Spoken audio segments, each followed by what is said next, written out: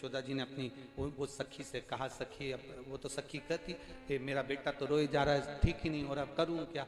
इतने में पार्वती जी ने ध्यान लगा कर देखा कि शिव कृष्ण के बिना नहीं रह सकते, कृष्ण शिव के बिना नहीं रह सकते। तब यशोदा जी से पार्वती जी बोली, लाला को एक बार उस बुजुर्ग बाबा से अपन झाड़ा लगवा कर लेकर आते हैं, तूने तो कहा था वो काल है।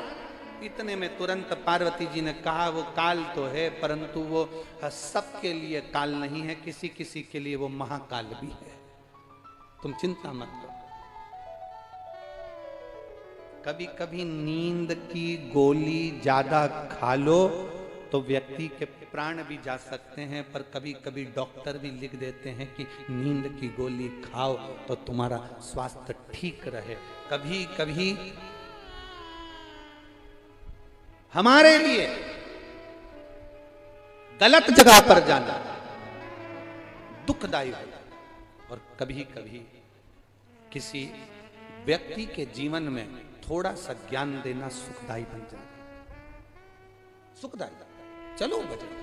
पार्वती जी तुरंत यशोदा जी से बोली। यशोदा जी ने कहा कि तुम अपन बेटे को लेकर जाएंगे, और बाबा ने उसको ले लिया। तो पार्वती जी मुस्कुराकर बोली, अगर तुम्हारा बेटा उस बाबा की गोद में आ गया ना यशोदा, मैं दिल से कहती हूँ, जो एक बार शंकर की चौखट पर चले जाता है, शिवालय में चले जाता है, शंकर के द्वार चले जाता है, शिव महापुराण में चला जाता है, वो फिर बाबा की छत्र छाया में मरते दम तक बना रहता है।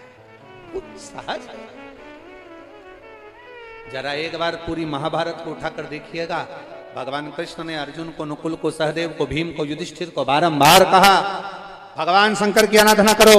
अर्जुन से कहते शिव की आराधना करो, भीम से कहते शिव की आराधना करो, युधिष्ठिर से कहते शिव की आराधना करो। एक बार भी भगवान कृष्ण ने किसी का नाम नहीं लिया कि किसकी आराधना करना।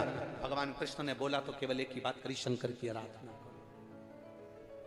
भोला सब दुख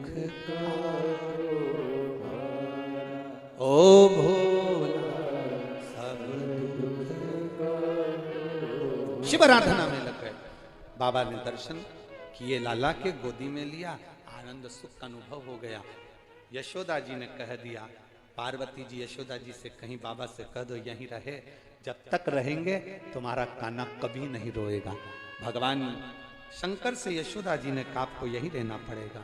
शिव जी कहते इस कुंड के पास में मैं आशीश्वर महादेव के रूप में विराजमान रहूंगा, जो आस लगाकर मेरे पास आएगा वो दुनिया में कभी नहीं रोएगा। ये आशीश्वर महादेव ब्रज की रज में विराज।